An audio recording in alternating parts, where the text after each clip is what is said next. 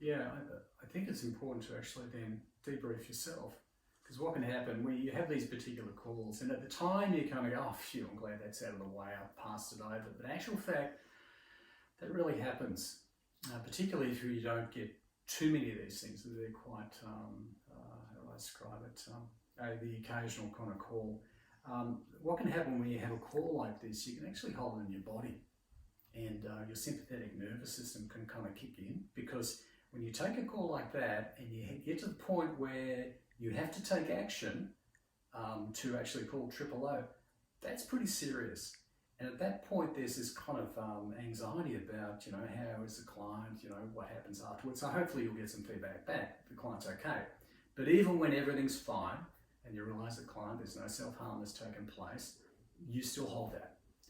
And it's really important to debrief. And what do I mean by hold that? Well, you can actually get a knot in your stomach. A lot of people get in their chest, and they can carry it for days. And it's very hard to shake off sometimes. Some people do it better than others. So regular exercise is going to be great for you, but probably right top of the list is to talk to somebody, and that's a debrief. So that's what we call an incident debrief. You're debriefing the incident. And it's very easy for us to kind of brush it off and say, oh, it's part of my job, we get these every so often. And there's kind of like sometimes we have this social expectation that, I shouldn't be worried about this sort of stuff, or it shouldn't affect me. And that can actually compound the ripple effect that it can have on us.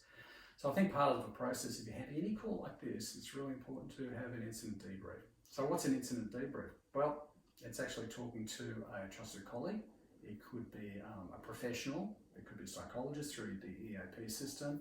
You might have somebody in your organisation that's trained up to actually process these kind of conversations.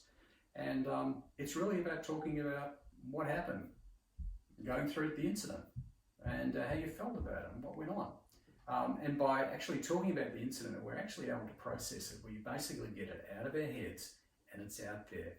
And it can actually be quite, it can help relieve the tension. But you may need to go back in a couple of days' time as well to actually revisit it.